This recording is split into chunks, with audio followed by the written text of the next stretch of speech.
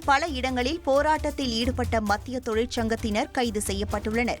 Kovai BSNL அலுவலகம் முன்பு சாலை மறியலில் ஈடுபட்ட மத்திய தொழிற்சங்கத்தினர் 17 அம்ச கோரிக்கைகளை வலியுறுத்தி கோஷம் எழுப்பினர்.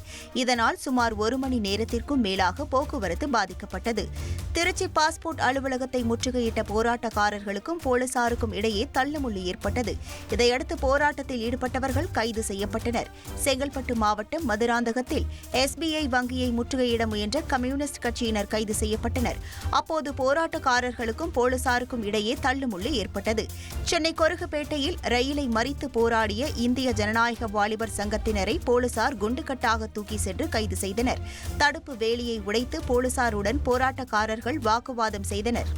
சென்னை சைதாப்பேட்டையில் உள்ள தமிழ்நாடு திறந்தநிலை பல்கலைக்கழகம் பல்கலைக்கழக அந்தஸ்தை இழக்கும் நிலையில் உள்ளதாக பேராசிரியர்கள் போராட்டத்தில் ஈடுபட்டனர். நிர்வாக சீர்கேடு மற்றும் பேராசிரியர்கள் பற்றாக்குறை காரணமாக தமிழ்நாடு திறந்தநிலை பல்கலைக்கழகம் சீர்கேடு அடைந்துள்ளதாக கூறப்படுகிறது. இதனால் பல்கலைக்கழக மானியக் குழுவின் நடவடிக்கைக்கு ஆளாகும் நிலைக்கு உள்ளதாக கூறிய பேராசிரியர்கள் நிர்வாக சீர்கேட்டை எதிர்த்து உள்ளிருப்பு போராட்டத்தில் ஈடுபட்டனர்.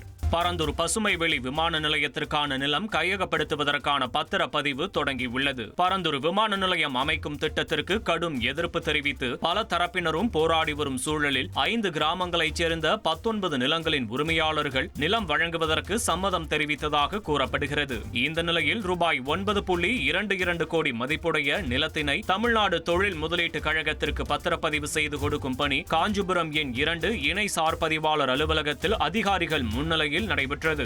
ட்ரெண்ட ஃப்ரெண்ட் ஆக்கிக்கோங்க. தந்தி டிவியின் சப்ஸ்கிரைபர்ஸ் அண்ட் ஃபாலோவர்ஸ் குடும்பத்துல நீங்களும் இணையுங்க.